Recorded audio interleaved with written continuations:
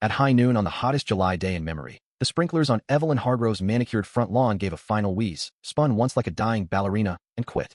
Across the valley, fountains coughed, irrigation timers clicked uselessly, and every automatic system from ridge to creek fell silent in perfect, choreographed order. 30 minutes earlier, I had stood alone in the old quarry shed, hand on the master brass wheel that my grandfather installed in 1963, watching the pressure gauges drop to zero with a satisfaction deeper than any harvest. They had finally pushed too far. My name is Richard Caldwell. I am 54, a third-generation rancher on 800 acres that feed 12 downstream properties through pipes laid before the first subdivision sign went up. The deed to those lines is in my fire safe, yellowed but ironclad. Yet for 6 months the Willow Glen Homeowners Association, led by Evelyn in her pressed khakis and clipboard, had tried to regulate my water like it was community property. The breaking point came when she marched into my barn and announced that all valley irrigation required HOA approval. That was the moment she lost every drop her garden would ever drink.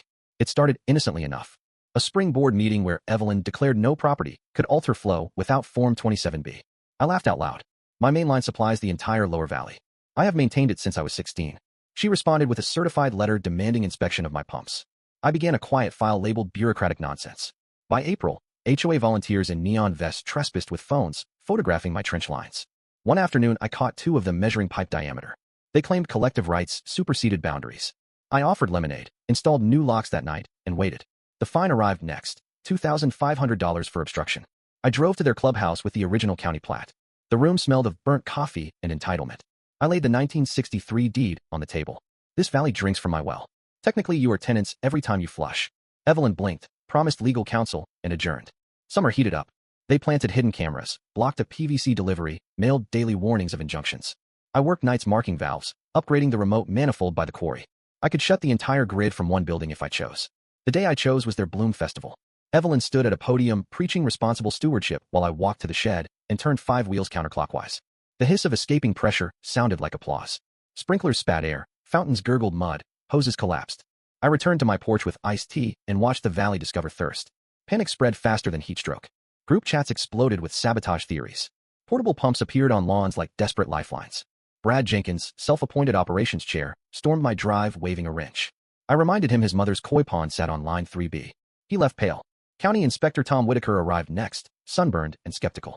I handed him the deed before he reached for his clipboard. He read it twice, exhaled, and said, "This will ruin their week."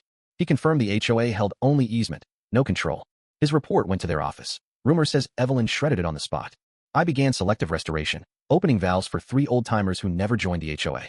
Their lawns greened overnight. Accusations of discrimination flooded the chat. Board members turned on Evelyn.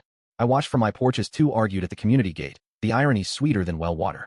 Then came the cease and desist, 20 pages of borrowed legalese signed by Randall Pierce, a billboard lawyer with a rented smile. My attorney, Martin Gaines, chuckled. "Let them file. We will counter with trespass, harassment, and defamation." I restored a trickle to their golf green, just enough for false hope, then shut it again. The Browning turf became their new battlefield. Pierce and Evelyn arrived in a black SUV, shoes sinking in gravel. I handed Pierce my folder of deeds and diagrams. His smugness melted page by page. "We will contest," Evelyn snapped. "Contest gravity," I said. "It still pulls."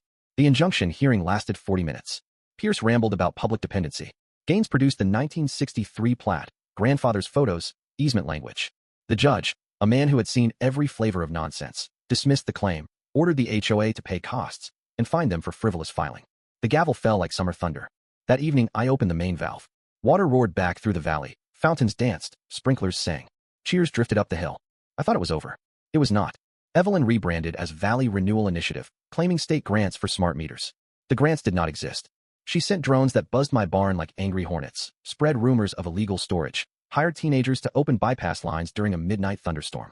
Lightning cracked the sky as I raced the ATV through mud, headlights cutting tunnels in the rain. I caught them red-handed at the junction box, water already surging wild. One slip and half the valley would flood. Sheriff arrived within minutes, cuffs flashing under strobe lights. Brad confessed on the spot.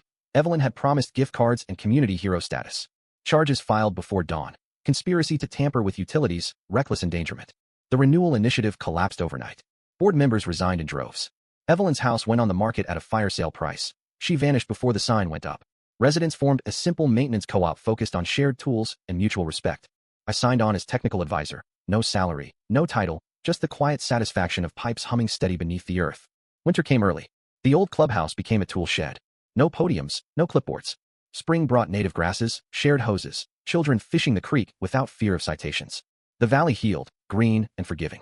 One October dusk, a college professor arrived to document the case. I showed him the brass wool still warm from the day's sun. He ran his hand over it and said, "Living history." I told him history is just water finding its level. That night, I stood by the reservoir under a sky thick with stars. The pipes hummed beneath the frost, steady as breath. I laid my hand on the wheel one last time, not to turn it, but to feel the pulse of everything my grandfather built and I defended. The fight was finished. The valley belonged to balance again. What about you? Ever watch someone try to own what nature gives freely? Did you push back, walk away, or find middle ground? Drop your story below. Where do you stand when pride meets property, when rules clash with reality? Speak up. The next valve might be yours to turn.